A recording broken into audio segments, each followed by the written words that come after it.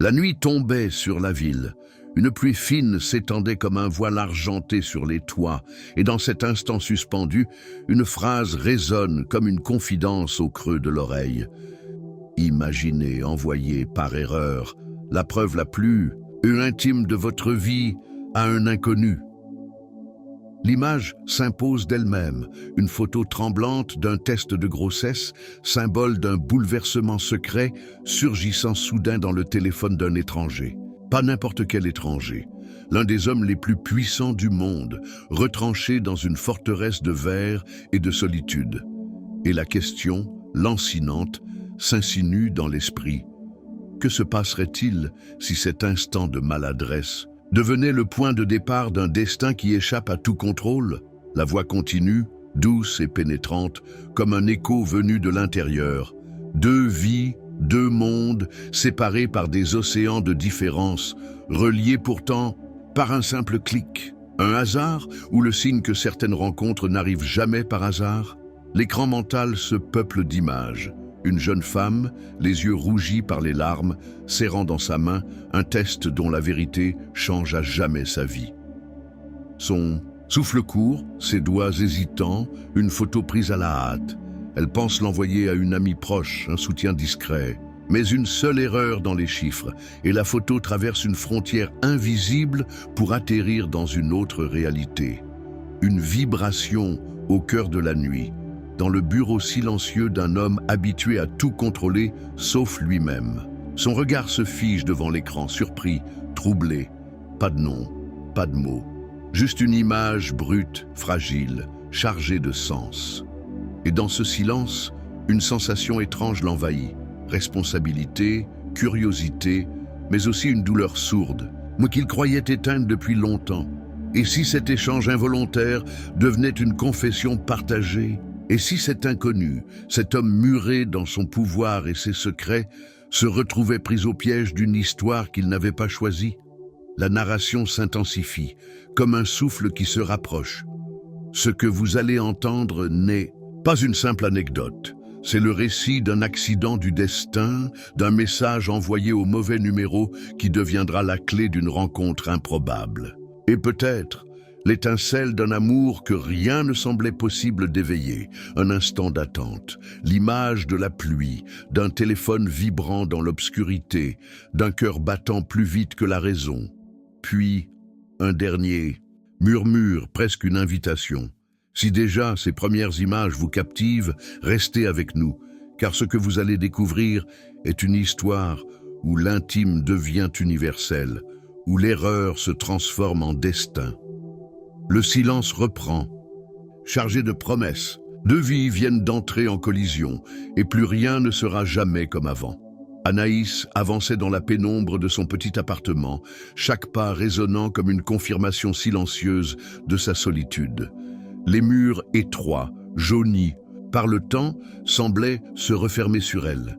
Elle s'assit sur le bord du lit défait, la lumière froide d'une lampe de chevet éclairant à moitié son visage fatigué. Son téléphone vibrait encore, posé sur la couverture usée, mais elle n'osait pas le prendre en main.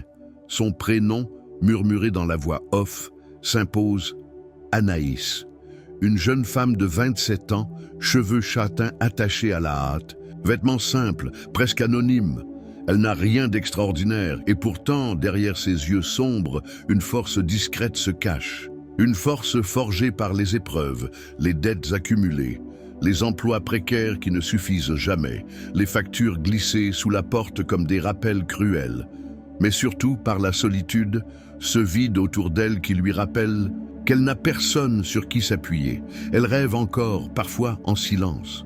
Elle rêve d'une vie différente, de stabilité, d'amour, d'un avenir où son sourire ne serait pas une façade pour cacher ses inquiétudes. Mais les rêves, pour Anaïs, ne sont plus que des éclats fragiles, vite balayés par la réalité. À des kilomètres de là, dans une tour de verre dominant la ville, un autre personnage vit une existence à l'opposé. Victor, l'homme que l'on ne présente plus dans les journaux économiques. PDG d'un empire financier, héritier d'une fortune colossale, silhouette toujours impeccable en costume sombre. Mais derrière les vitrines brillantes, Victor est un homme enfermé. Ses journées sont réglées comme une mécanique implacable. Réunions, négociations, dîners mondains. Les sourires autour de lui sont souvent faux, les conversations creuses. Il est entouré mais terriblement seul. Victor est admiré, envié, redouté, mais rarement compris. Les murs de son bureau, entièrement vitrés, reflètent son propre isolement. Chaque soir, il contemple la ville étendue sous lui, les lumières qui s'éteignent dans les appartements ordinaires, les familles qui se retrouvent autour d'une table. Et il se demande, sans jamais l'avouer, à quoi sert tout cela, deux mondes, deux existences sans point commun. D'un côté, la simplicité, les difficultés, l'invisibilité sociale d'une jeune femme en lutte. De l'autre, la froideur. Du luxe, la puissance mêlée à l'ennui d'un homme qui a tout sauf l'essentiel. Ils n'auraient jamais dû se croiser. Jamais. Pourtant, le destin prépare sa toile. Un simple détail, minuscule, va briser l'ordre établi. Un numéro mal enregistré. Une photo envoyée par erreur. Un geste anodin qui ouvre la porte à une rencontre impossible. Car ce soir, Anaïs et Victor ignorent encore que leur solitude respective est sur le point d'être bouleversée et que ce qui semble n'être qu'un accident deviendra une histoire capable de changer leur vie à jamais. Anaïs resta longtemps assise devant le miroir, ébréchée de sa chambre, les doigts crispés sur ce petit bâtonnet de plastique qui semblait peser plus lourd que tout le reste de sa vie. Les deux traits roses brillaient comme une sentence irrévocable. Ses yeux s'embuaient, son souffle se bloquait dans sa poitrine. Elle n'avait jamais pensé que ce moment arriverait si vite, si brutalement, dans une existence déjà pleine. De failles, le passé s'invita sans prévenir, avec la violence d'une vague qui remonte et renverse tout. Le visage d'Adrien, son ex-compagnon, surgit dans sa mémoire. Ses mots durs, ses promesses brisées, ses silences qui valaient plus que des insultes. Ils s'étaient séparés il y a peu, laissant derrière eux une relation fragile, faite d'instants volés et d'illusions mal construites. Elle avait cru, un temps, pouvoir bâtir quelque chose avec lui. Mais la vérité s'était imposée. Il n'était pas l'homme capable d'assumer ni elle, ni un avenir commun. Et maintenant, ce test. Ce symbole cruel de ce qu'elle croyait avoir laissé derrière elle. Elle sentait la peur l'envahir, glaciale et sourde. Le jugement des autres, le regard de ses parents déjà déçus, les chuchotements venimeux des voisins, tout cela résonnait avant même de se produire. Comment expliquer qu'à son âge, avec si peu de moyens, elle se retrouvait seule face à une maternité qu'elle n'avait pas choisie? Elle s'allongea sur le lit, tenant le test contre elle comme un fardeau. La pièce semblait tourner, l'air manquait. Dans son esprit, chaque battement de cœur devenait une question sans réponse. Que vais-je devenir? Comment élever un enfant alors que je peine déjà à m'occuper de moi? Les souvenirs s'enchaînèrent.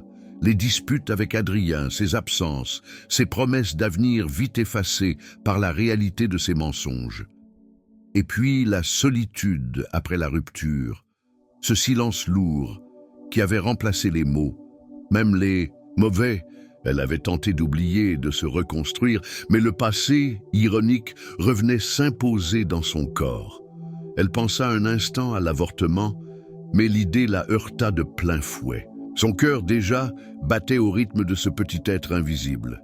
Et ce fut dans ce contraste, peur et attachement, que ses larmes coulèrent, brûlantes, incontrôlables.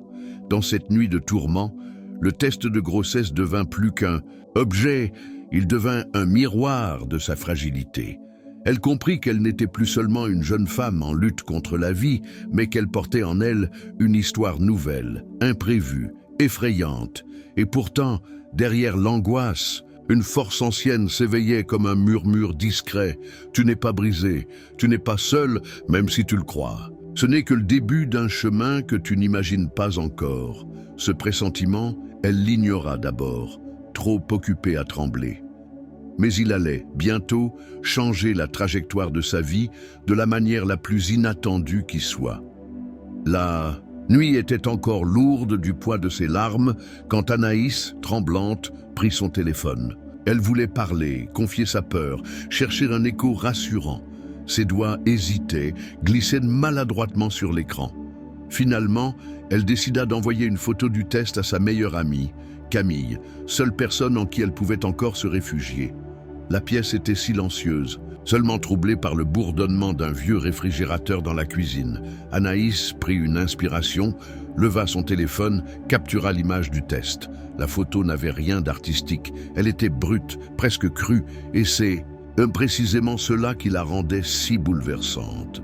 Elle appuya sur le bouton d'envoi, persuadée d'avoir choisi le bon numéro. Mais le destin, parfois, s'amuse à jouer avec l'inattendu.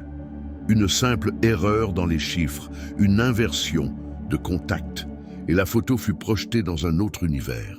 Elle ne le savait pas encore, mais ce cliché intime venait de traverser un mur invisible pour atteindre l'un des téléphones les plus protégés et les plus redoutés du pays.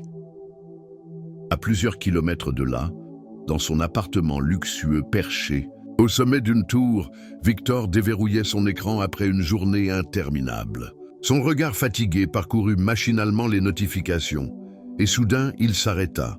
Une image claire, simple, mais déconcertante. Un test de grossesse positif. Pas de message accompagnant, pas de nom. Juste cette vérité silencieuse, brutale. Il fronça les sourcils, d'abord persuadé qu'il s'agissait d'une erreur. Mais quelque chose en lui vacilla. L'homme habitué à recevoir des chiffres, des contrats, des messages d'affaires, se retrouva face à un symbole fragile de vie et de vulnérabilité. Contre toute logique, il ne put détacher ses yeux de la photo. Un sentiment étrange l'envahit. Pas seulement la curiosité, mais aussi une résonance intérieure, comme si cette image réveillait un écho ancien, enfoui. Il sentit une responsabilité qui ne lui appartenait pas encore, et pourtant qui s'imposait à lui. Dans ce silence, il pensa à sa propre vie, si remplie de luxe, mais si vide de sens. Pendant ce temps, Anaïs attendait une réponse qui ne venait pas. Elle commençait à s'inquiéter. Et si Camille n'était pas disponible?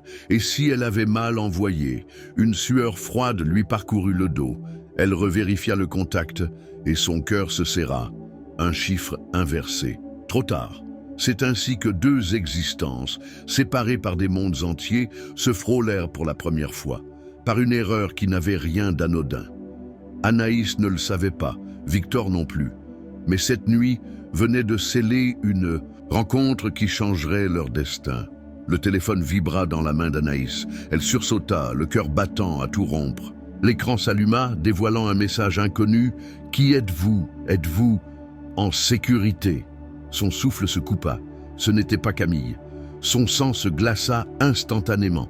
Elle comprit que sa photo n'était pas arrivée au bon destinataire. Ses doigts hésitèrent sur le clavier. Elle voulut s'excuser rapidement, effacer, oublier, mais la panique brouillait ses pensées. « Désolé, erreur, je ne voulais pas envoyer ça. Envoyer trop vite, comme un aveu maladroit. Mais la réponse ne tarda pas. Je comprends, vous n'avez rien à craindre, mais êtes-vous seul ?» Elle resta figée. Pourquoi cet inconnu insistait-il? Une colère mêlée de honte monta en elle. Qui était-il pour s'immiscer dans un moment aussi intime? Elle tapa. Peu importe, oubliez cette image, je vous en prie. De l'autre côté, Victor fixait son écran, intrigué. Il n'était pas habitué à être ignoré. Dans son monde, tout le monde cherchait son attention, son approbation. Mais cette femme, inconnue, le repoussait avec une dignité qui l'ébranlait. Son instinct lui criait d'effacer ce numéro et de retourner à ses affaires. Pourtant, il ne pouvait pas. Ce test, cette photo, avait déclenché en lui une étrange responsabilité. Anaïs, les yeux humides, reposait son téléphone, mais il vibra encore. « Je ne cherche pas à vous juger, je voulais juste savoir si vous allez bien. » Elle serra les lèvres, tira les genoux contre sa poitrine. Son premier réflexe fut de couper court, mais quelque chose, dans ce ton, semblait sincère, presque humain. Les heures passèrent. Entre hésitation et silence, une conversation fragile prit forme. Anaïs lâcha quelques bribes. La peur, la solitude, l'incertitude.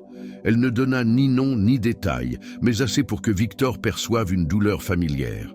Il, en retour, ne parla pas de lui, ni de sa fortune, mais confia une phrase qui le surprit lui-même. « Je sais ce que c'est de se sentir vide au milieu du monde. » Ces mots résonnèrent comme un miroir. Deux inconnus, chacun blessé à sa manière, trouvaient dans la nuit un espace où déposer leur fardeau. Anaïs sentait encore la méfiance, prête à s'interrompre à chaque instant. Mais elle découvrait dans ce dialogue une chaleur inattendue. Quant à Victor, il se surprenait à attendre ses réponses avec une impatience qu'aucun contrat, aucun appel d'affaires n'avait jamais provoquée. Ainsi, entre pudeur et curiosité, deux cœurs blessés commencèrent à se reconnaître, sans se voir dans les interstices de leurs messages maladroits. Et dans ce fil invisible, la promesse d'une rencontre plus profonde commençait déjà à se tisser. Victor, relisant une fois de plus leurs échanges nocturnes, sentit une impulsion qu'il ne comprenait pas. Il avait passé sa vie à décider froidement, à calculer, à peser chaque geste dans l'équilibre d'affaires colossal. Pourtant, cette fois, ce n'était pas la logique qui guidait sa main. C'était une forme d'élan, presque viscéral. Il ouvrit une nouvelle fenêtre bancaire, quelques clics, et une somme importante fut mise de côté. Pas un don ostentatoire, pas un geste qui trahirait son identité, mais un soutien discret, destiné à alléger le fardeau de cet inconnu, dont la détresse transparaissait derrière chaque mot. Il créa un compte anonyme, envoya l'argent comme une main tendue depuis l'ombre. Anaïs, lorsqu'elle reçut la notification d'un virement imprévu, fut saisie d'un mélange de peur et d'incrédulité. Qui pouvait faire ça? Pourquoi? Elle pensa d'abord à une erreur, une chance improbable, mais le doute s'installa vite. Et si c'était ce mystérieux interlocuteur de la nuit précédente? Son cœur se serra. Était-ce une tentative de l'acheter, de la manipuler? Elle tapa aussitôt une réponse furieuse. « Je ne veux pas de votre argent. Je ne vous connais pas. Gardez vos gestes de charité. » Mais derrière sa colère se cachait une autre émotion, plus subtile. La surprise de découvrir que, quelque part, quelqu'un se souciait d'elle, même de manière maladroite. Elle repoussa cette pensée, refusant de s'autoriser le moindre espoir. Elle avait trop appris à se méfier. Victor, en lisant sa réaction, sentit une pointe de douleur. Dans son monde, l'argent résolvait tout, ouvrait toutes les portes. Mais face à elle, il se révélait impuissant. Cette femme rejetait ce que tous les autres convoitaient. Elle lui apparaissait alors plus authentique que tout ce qu'il avait connu depuis longtemps. Anaïs resta éveillée, les yeux fixés sur le plafond. L'idée d'un inconnu prêt à l'aider sans rien demander la troublait. Elle ne voulait pas y croire. Mais une petite fissure s'ouvrait dans sa carapace. Un espace minuscule où la peur rencontrait une curiosité fragile. Elle avait refusé son argent, mais une question la hantait désormais. Qui est cet homme qui, dans l'ombre, insiste à s'assurer que je vais bien? Victor, habitué aux lumières artificielles et au silence de ses grands bureaux de verre, commençait à sentir quelque chose de nouveau s'infiltrer dans son quotidien. Une attente. Le matin, avant même de consulter les chiffres du marché ou les mails de ses associés, son regard cherchait un message d'elle. Et quand la réponse se faisait attendre, une inquiétude inhabituelle l'envahissait. De son côté, Anaïs résistait encore, mais peu à peu, les barrières s'effritaient. Elle ne donnait pas de détails, pas d'adresse, pas même son nom. Pourtant, elle se surprenait à attendre ces mots comme une bouffée d'air. Les nuits étaient longues, et dans le noir de son petit appartement, la lumière de l'écran devenait un phare. Ils commencèrent à partager des fragments d'eux-mêmes. Victor, sans jamais trahir son identité, parlait de la fatigue de vivre dans un monde où tout semblait acquis, mais rien n'avait de sens. Anaïs, elle, parlait de son travail épuisant, de ses dettes, de ses rêves enterrés. Dans ce dialogue fragile, chacun trouvait un miroir de ses blessures. Un soir, alors que la pluie battait contre les vitres, elle reçut un appel. Hésitante, elle décrocha. Sa voix à lui, grave, posée, emplit la pièce. Elle eut un frisson. Le silence dura quelques secondes, lourdes et intenses, avant qu'il ne prononce doucement « Je voulais juste entendre si vous alliez bien ». Anaïs ne sut quoi répondre. Elle sentit la peur et la méfiance, mais aussi une chaleur étrange, inattendue. Cette voix n'avait rien de menaçant. Au contraire, elle portait une vulnérabilité qu'elle ne s'attendait pas à trouver. Elle parla, elle aussi, d'une voix tremblante. Et les minutes se transformèrent en heures. Les jours suivants, des gestes minuscules renforcèrent ce lien invisible. Un message à 3 heures du matin, « Tu n'es pas seul ». Une réponse, courte mais sincère, « Merci ». Des appels espacés, toujours prudents, mais de plus en plus longs.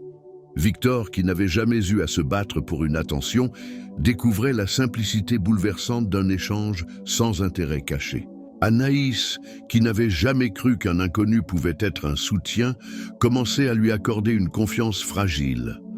Petit à petit, leur solitude se fissurait. Et dans ces fissures, une lumière nouvelle se glissait, discrète mais persistante. Une promesse naissante qui bientôt chercherait à s'incarner au-delà des écrans. Le rendez-vous fut fixé presque malgré eux. Après des semaines de messages, de voix échangées à travers des lignes invisibles, l'envie de se voir devint trop forte. Anaïs hésita jusqu'au dernier moment. Elle craignait le danger, l'inconnu, la trahison d'une confiance qu'elle n'aurait peut-être jamais dû donner. Pourtant, quelque chose en elle la poussait à accepter. Comme si son instinct savait qu'il ne s'agissait pas d'un simple hasard. Le jour dit, elle arriva la première. Un petit café discret à l'écart de l'agitation du centre-ville. Les tables de bois, les rideaux usés, l'odeur du café fraîchement moulu, tout respirait la simplicité. Elle s'assit près de la fenêtre, le cœur battant si fort qu'elle crut que les autres clients pouvaient l'entendre. Ses mains tremblaient. Elle fixait la porte, redoutant et espérant à la fois de le voir apparaître. Quand Victor entra, la pièce sembla se figer. Costume sombre, allure assurée, mais un regard qui trahissait une fragilité inhabituelle. Anaïs détourna les yeux, soudain intimidée. Elle ne s'attendait pas à quelqu'un comme lui. Elle pensait à un homme ordinaire, peut-être fatigué comme elle. Mais cet inconnu, qui n'était plus vraiment un inconnu, portait sur lui une aura étrange, un mélange de puissance et de solitude. Il s'approcha, hésitant. Lorsqu'il prononça son prénom pour la première fois, sa voix était basse, presque timide. Anaïs, elle leva les yeux. Leurs regards se croisèrent. Et dans cette fraction de seconde, le silence dit plus que 1000 phrases échangées. Ils s'assirent face à face. Les premiers instants furent maladroits. Les phrases tombaient, brèves, entrecoupées de silences lourds. Mais peu à peu, quelque chose changea. Les mots s'adoucirent, les sourires apparurent, d'abord timides, puis sincères. Victor parla peu de lui, mais ses gestes trahissaient son attention. Il posa son téléphone face contre la table, comme pour dire « Ici, maintenant, tu es ma seule priorité ». Anaïs, méfiante au départ, sentit ses épaules se détendre. Le Saint-Thier, café partagé entre eux, devint plus qu'une boisson, un rituel d'ouverture. À la fin, ils sortirent de marcher dans les rues humides, côte à côte, sans se toucher. Mais chaque pas rapprochait leur solitude. Les vitrines reflétaient leur étrange duo, une jeune femme simple, presque effacée, et un homme dont la prestance ne cachait plus les fissures intérieures. Ce soir-là, Anaïs comprit qu'il ne s'agissait plus d'un hasard ou d'un simple malentendu. Et Victor, lui, sentit qu'il avait trouvé dans cette rencontre quelque chose qu'aucun contrat, aucun empire, aucun luxe n'avait jamais su lui donner. Une vérité. La nouvelle de leur rencontre ne tarda pas à franchir les murs invisibles qui séparaient leur vie. Un matin, alors qu'Anaïs parcourait son téléphone dans l'autobus bondé qui la conduisait à son travail, une notification attira son attention. Les gros titres défilaient sur l'écran d'un site de presse à scandale. Le mystérieux milliardaire aperçu avec une jeune inconnue, nouvelle conquête ou secret bien gardé. Son cœur manqua un battement. Les photos étaient floues, prises de loin, mais elle se reconnut immédiatement. Elle, assise dans ce petit café, face à lui. Une boule de panique se forma dans sa gorge. Comment ces journalistes avaient-ils su? Comment avait-il trouvé un intérêt à une rencontre qu'elle croyait secrète? Les heures qui suivirent furent un enfer. Des appels incessants, des messages d'inconnus, des regards insistants de collègues. Et, comme si cela ne suffisait pas, des murmures se mirent à circuler. Elle doit vouloir son argent, comme toutes les autres. Anaïs, blessée, se recroquevilla dans son silence. Chaque mot l'atteignait comme une flèche. Elle avait à peine commencé à lui faire confiance, et déjà le monde extérieur lui arrachait cette fragile certitude. De son côté, Victor affrontait une autre tempête. Sa famille, son entourage, ses associés, tous avaient une opinion. Son frère, en particulier, lui lança froidement « Tu ne vois pas ? Elle n'est qu'une opportuniste.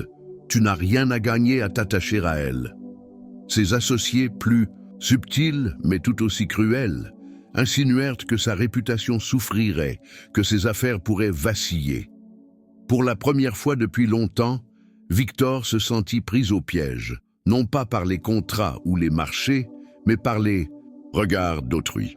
On le jugeait, on la jugeait, comme si deux êtres n'avaient pas le droit de se rapprocher sans que l'argent ou la manipulation ne soient invoqués. Et dans ce tumulte, leurs échanges perdirent de leur douceur. Anaïs, déstabilisée, se ferma, craignant que tout cela ne soit qu'un jeu cruel. Victor, tiraillé, oscillait entre la colère contre son entourage et la peur de lui faire plus de mal encore. Le lien qui semblait si solide la veille paraissait désormais fragile, menacé par des forces plus grandes qu'eux.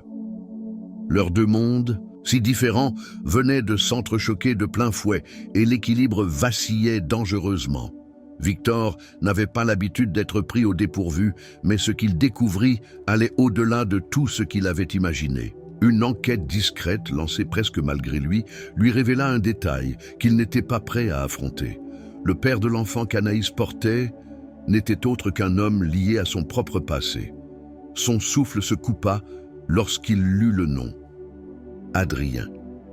Ce nom résonna comme une cloche brisée dans sa mémoire. Adrien n'était pas seulement un inconnu dans son monde. Il avait autrefois travaillé pour l'une de ses filiales, impliqué dans des affaires troubles qui avaient failli ternir la réputation de l'empire familial. Victor se souvenait trop bien de l'enquête interne, des fraudes découvertes, des mensonges et de la manière brutale dont tout s'était terminé. Adrien avait été licencié, banni, mais pas oublié. Et voilà qu'aujourd'hui, par un jeu cruel du destin, cet homme revenait par la porte la plus intime, celle du ventre d'Anaïs. Victor sentit son corps se raidir. Ce n'était plus seulement l'histoire d'une femme fragile et d'un milliardaire vide. C'était aussi la réapparition de ses propres fantômes. Il resta longtemps assis dans son bureau, les lumières de la ville se reflétant dans les vitres immenses. Sa main serrait le dossier qu'il venait de lire. Une colère sourde montait en lui, mais derrière, une douleur plus ancienne se réveillait. Il n'avait jamais pardonné à Adrien ce qu'il avait fait, pas seulement à son entreprise, mais à lui personnellement. Un souvenir enfoui, une trahison qu'il n'avait jamais digérée. Quand il revit Anaïs, ses yeux la trahirent. Elle remarqua l'ombre qui s'était installée en lui. Elle sentit immédiatement qu'il lui cachait quelque chose. Le malaise grandissait, invisible mais palpable. Victor hésitait, incapable de lui dire la vérité. Comment lui avouer que l'homme qui l'avait blessé était aussi celui qui avait empoisonné une part de sa propre vie? Anaïs, de son côté, perçut le changement. Dans le regard de Victor, il y avait désormais plus que de la tension. Il y avait une lutte intérieure, une tension qui la mettait en alerte. Ses doigts glissèrent instinctivement sur son ventre arrondi, comme pour protéger son enfant. Ce secret, lourd et brûlant, venait de transformer leur relation fragile en un champ de mine. Car ce n'était plus seulement leur avenir qui était en jeu, mais aussi leur passé entremêlé de manière inextricable. Et Victor comprit que pour la première fois, il n'avait pas le contrôle. Ce qui s'annonçait allait bouleverser tout ce qu'il croyait pouvoir gérer. La vérité, tôt ou tard, éclata. Pas dans un aveu calme, mais dans une déflagration brutale, née d'un mot de trop, d'un silence trop long. Anaïs s'était assise face à Victor dans un de ces restaurants où les lumières tamisées créaient une atmosphère faussement intime. Mais l'intimité n'y était pas. Elle sentait depuis des jours qu'il lui cachait quelque chose. Ses yeux cherchaient à percer son regard fermé, et ce soir-là, elle osa demander « Qu'est-ce que tu me dis pas ? Pourquoi tu me regardes comme si je portais plus que mon propre passé ?» Victor détourna les yeux. Son poing se referma sur la serviette. Tout son corps trahissait la lutte intérieure. Finalement, sa voix, rauque, finit par briser le silence. « Le père de ton enfant, je le connais. » Les mots tombèrent comme un couperet. Anaïs sentit le sol se dérober sous ses pieds. « Tu le connais ?» Sa voix tremblait. « Il a détruit des choses dans ma vie. Il m'a trahi. Et aujourd'hui, c'est lui qui t'a laissé seule avec ce fardeau. » Le monde s'écroula autour d'elle. Elle recula sa chaise, le souffle court, les larmes jaillissant malgré elle. « Alors, c'est pour ça. Tu es venu à moi par pitié, pour régler tes comptes avec lui à travers moi. » Victor, bouleversé, tendit la main. « Non, ce n'est pas ça. Je n'ai rien choisi de tout ça, mais je veux t'aider. Je veux être là. » Ces mots sonnaient sincères, mais dans l'esprit d'Anaïs, ils résonnaient comme une trahison. Son intimité la plus fragile était désormais liée à une histoire qu'elle n'avait jamais voulue. Elle se leva, sa voix brisée, mais ferme. « Tu n'avais pas le droit. Pas le droit de te mêler à moi si tu portais déjà ce secret. Tu m'as menti par ton silence. » Leurs regards se croisèrent une dernière fois ce soir-là. Les siens, emplis de douleur et de colère. Les siens, lourds de regrets et d'impuissance. La table resta entre eux comme un abîme infranchissable. Anaïs sortit précipitamment, la pluie battant sur ses cheveux, ses mains serrées sur son ventre arrondi. Victor resta seul, figé, les doigts crispés sur un verre vide, conscient qu'il venait de perdre la seule personne qui avait brisé son isolement. Dans ce vacarme d'émotions, leurs deux cœurs battaient à l'unisson, mais séparés par un mur qu'aucun d'eux ne savait encore comment abattre. La nuit qui suivit fut pour Anaïs une interminable descente dans ses propres doutes. Dans son petit appartement, elle se blottit sur le canapé, les lumières éteintes, une couverture tirée jusqu'au menton. Elle caressait doucement son ventre, comme pour s'ancrer dans une réalité plus solide que le chaos de ses émotions. Chaque battement de cœur de l'enfant en elle semblait poser la question qu'elle n'osait pas formuler. Et maintenant, ses larmes séchaient à peine qu'elles recommençaient à couler. Elle revoyait les yeux de Victor, cette douleur qu'il portait, cette vérité qu'il avait cachée. Tout se mélangeait. Colère, trahison, mais aussi une étrange nostalgie de ce lien qui, malgré tout, l'avait porté ces dernières semaines. Elle se sentit plus seule que jamais, même entourée par le frêle bruit de la pluie sur les vitres. Victor, de son côté, errait dans son vaste appartement vide. Chaque pièce, froide et silencieuse, résonnait comme une accusation. Il s'assit à son bureau, face aux lumières de la ville, et resta là, des heures durant, incapable de travailler, incapable même de trouver le repos. Son reflet dans les vitres lui renvoyait l'image d'un homme puissant en apparence, mais brisé à l'intérieur.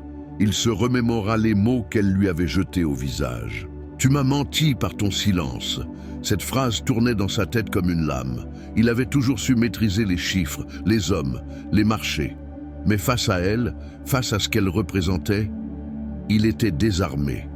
Deux solitudes, chacune recluse dans son propre espace, baignée dans le même silence lourd. Anaïs serrant son ventre comme pour s'y accrocher. Victor, prisonnier de son bureau de verre, fixant un horizon qui ne répondait pas. Et dans cette solitude partagée naissait une évidence.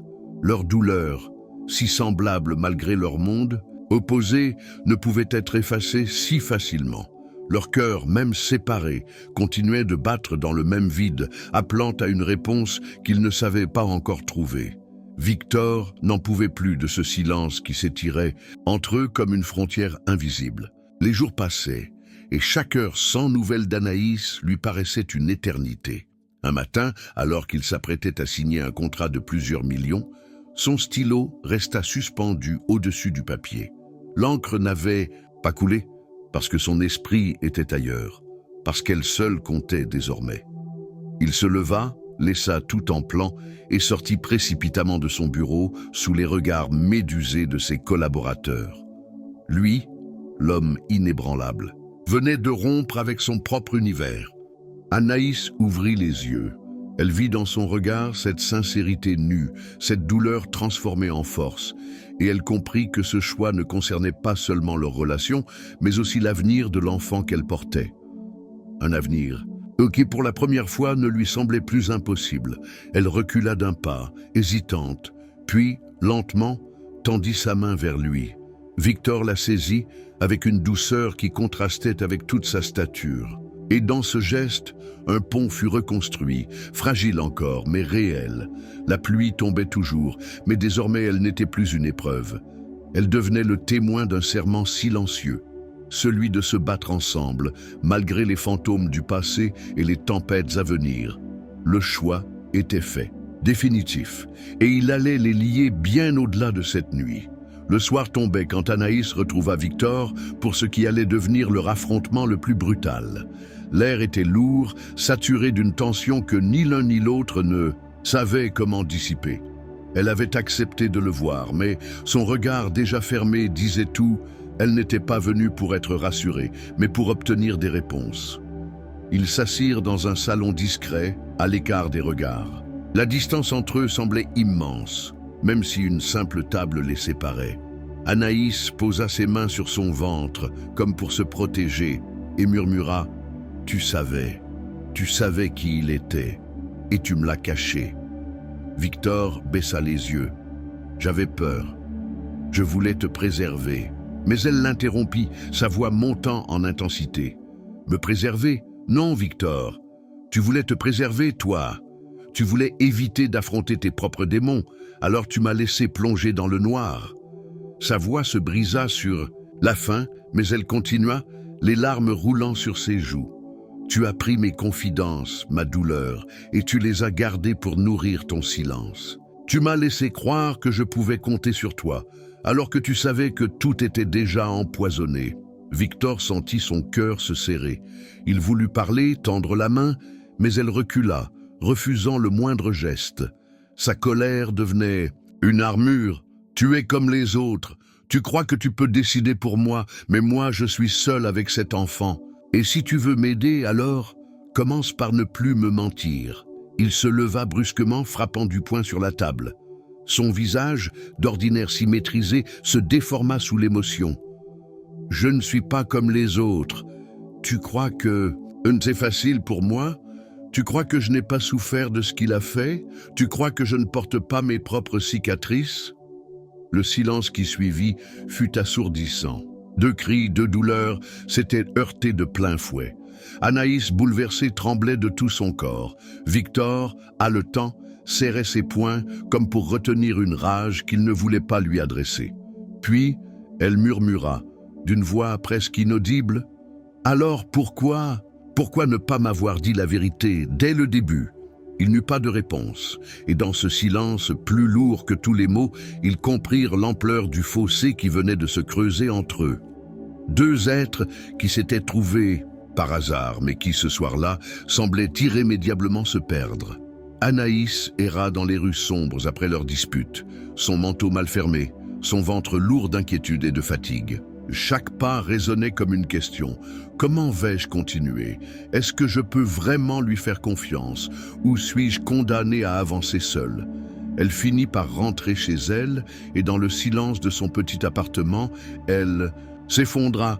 Les larmes coulèrent, mais cette fois il n'y avait plus de colère, seulement une immense lassitude.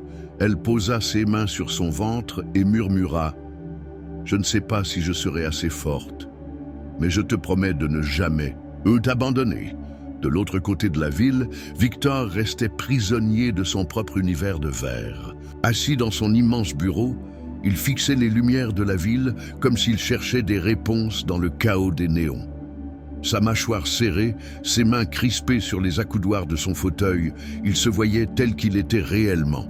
Un homme seul, entouré de richesses, mais incapable de combler son vide intérieur. Il pensa à son père, à ses propres blessures, à ce silence qui régnait depuis toujours dans sa famille. Et il comprit que tout ce qu'il avait bâti ne servait à rien s'il n'était pas capable d'aimer, de tendre la main sans calcul. Leurs deux solitudes, bien que séparées par des murs, vibraient dans le même silence. Anaïs, blottie dans son lit, caressait son ventre avec tendresse et inquiétude. Victor, enfermé dans sa tour, contemplait la ville avec un vide au fond de l'âme. Dans ces instants de réflexion, chacun, sans le savoir, se posait la même question. Est-ce vraiment la fin ou est-ce une épreuve que nous devons traverser pour comprendre ce que nous voulons vraiment? Le silence devint un miroir. Et dans ce miroir, malgré la douleur, une vérité se dessinait déjà. Ni l'un ni l'autre n'étaient prêts à abandonner complètement. Pas encore. Victor n'avait jamais couru de sa vie en dehors des tapis roulants de ses salles privées. Mais ce soir-là, il courait. Il avait quitté sa tour, ses contrats, ses réunions, pour ne suivre qu'un seul appel, celui de son cœur. Ses pas résonnaient dans les rues, éclaboussés par la pluie, tandis qu'une seule pensée l'habitait, ne pas la perdre. Il arriva devant l'immeuble d'Anaïs, trempé, essoufflé, presque méconnaissable dans son costume froissé. Ses mains frappèrent à la porte avec une urgence fébrile. Quand elle ouvrit, ses yeux étaient rougis par les larmes, mais son ventre rond qu'elle serrait de ses deux bras lui rappela d'un seul coup pourquoi il était venu. « Anaïs, je t'en supplie, écoute-moi. » Sa voix était brisée, loin de la prestance de l'homme d'affaires. Elle recula d'un pas, méfiante, mais ne referma pas la porte. Il en profita pour continuer. « Je ne veux pas réparer mon passé à travers toi. Je veux construire un avenir avec toi, avec vous deux. » Ces mots emplissaient le petit couloir. Anaïs le fixait, le cœur serré. Elle voulait crier, repousser, fermer cette porte qui la protégeait encore. Mais au fond d'elle, ses yeux lisaient une vérité. Il n'était pas venu par pitié, mais par choix. « Et si je ne peux pas te faire confiance? Et si demain tout s'effondre encore ?» murmura-t-elle. Victor s'approcha, posa doucement une main sur son ventre, sans forcer. « Alors je resterai. Je resterai jusqu'à ce que tu vois que je ne partirai pas. Ni toi, ni cet enfant ne seraient jamais seuls. » Le silence emplit la pièce. Les larmes d'Anaïs coulèrent de nouveau. Mais cette fois, elles n'étaient plus seulement de douleur. Elle portait aussi la lueur fragile d'un espoir. Elle ferma les yeux, inspira profondément, et pour la première fois depuis longtemps, elle se permit d'imaginer un avenir où elle n'était plus seule. La pluie continuait de tomber dehors, mais à l'intérieur, un choix venait d'être fait. Définitif, celui de tenter malgré la peur, malgré les cicatrices. Celui de croire, encore une fois, qu'un destin pouvait naître d'une erreur. Le lendemain de cette nuit de pluie, quelque chose avait changé. Le poids du secret n'était pas effacé, mais une nouvelle énergie flottait entre eux. Celle de la décision prise, celle de la promesse de ne plus fuir. Anaïs se réveilla plus apaisée que les jours précédents. La peur n'avait pas disparu, mais elle était adoucie par une certitude. Elle n'était plus seule. Ses gestes du matin, préparer un café, ouvrir les volets, tout semblait porter un sens nouveau. Quand elle posa la main sur son ventre, ce ne fut plus seulement un geste d'inquiétude, mais un geste de transmission. Victor, lui, retourna dans son monde, mais rien n'était plus pareil. Dans les couloirs brillants de ses bureaux, ses collaborateurs furent surpris de le voir sourire, même légèrement. Les contrats reprenaient, les réunions s'enchaînaient, mais son regard n'était plus figé dans la froideur habituelle. L'idée de rentrer le soir pour lui écrire, pour la retrouver, lui donnait une force qu'aucun chiffre n'avait jamais su lui offrir. Petit à petit, le monde autour d'eux fut contraint d'accepter cette évidence. Les journaux continuèrent, leurs rumeurs, mais les images de Victor et Anaïs ensemble n'étaient plus celles d'un scandale. Elles devinrent celles d'une histoire qui résistait. Les murmures se transformèrent en récits romantiques, les critiques en curiosité. La famille de Victor, réticente, dut plier devant sa détermination. Il n'y avait plus de négociation possible. Il avait choisi. Et Anaïs, malgré ses doutes, découvrit qu'en l'assumant publiquement, il la protégeait plus qu'il ne l'exposait. Dans leur intimité, les gestes prenaient un poids immense. Une main posée sur son ventre au milieu de la nuit. Un rire partagé après une journée difficile, des projets murmurés à voix basse, comme des promesses fragiles mais sincères. L'enfant, encore invisible aux yeux du monde, devenait le fil qui les reliait.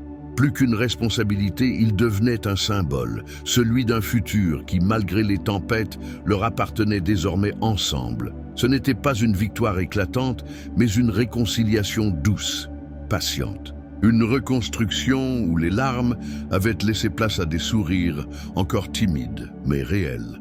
Et dans ces sourires, il y avait une vérité. Ils avaient survécu aux blessures du passé, aux jugements extérieurs et à leurs propres peurs. Ils commençaient enfin à écrire leur histoire, non plus dictée par le hasard d'un message envoyé au mauvais numéro, mais par un choix ferme et assumé de rester unis. Quelques mois plus tard, la chambre d'hôpital baignait dans une lumière douce, filtrée par les stores entr'ouverts. Le parfum de désinfectant se mêlait au murmure lointain des pas dans le couloir. Et au centre de cette atmosphère suspendue, un cri fragile résonna, le premier souffle d'un nouveau-né. Anaïs, épuisée mais radieuse, serrait la petite fille contre elle. Ses yeux, gonflés de fatigue et de larmes, brillaient d'une émotion qu'aucun mot ne pouvait décrire. À ses côtés, Victor, encore vêtu de son costume, mais le visage défait, tremblait en recevant l'enfant dans ses bras pour la première fois. Ses mains puissantes, habituées à manipuler des contrats et des chiffres colossaux, semblaient maladroites face à ce corps minuscule, mais elles tremblaient surtout de tendresse. Il leva les yeux vers Anaïs, et dans ce regard, il n'y avait ni fortune, ni pouvoir, ni passé douloureux. Il n'y avait qu'un homme et une femme, réunis autour d'un miracle qu'ils n'avaient pas prévu, mais qu'ils avaient choisi d'accueillir. « Elle est parfaite », murmura-t-il, la voix brisée. Anaïs sourit, les larmes coulant. Librement, elle est à nous. La caméra invisible de leur destin se rapprochait de ce tableau. Victor assis au bord du lit, serrant l'enfant contre lui, Anaïs reposant sa tête sur son épaule. Le monde extérieur, ses rumeurs, ses jugements, n'avaient plus d'importance. Un narrateur intérieur soufflait doucement, comme une vérité universelle. Parfois, un simple accident, un geste banal, peut transformer une vie entière. Ce qui semblait une erreur se révèle être le début d'une des plus belles histoires. La scène finale s'attarde sur les détails. La petite main du bébé serrant le doigt de Victor, le sourire d'Anaïs, les regards complices qui n'ont plus besoin de mots. Puis, doucement, l'image se fond dans le noir. À ceux qui croient que les erreurs détruisent, souvenez-vous, parfois elles écrivent les plus beaux destins.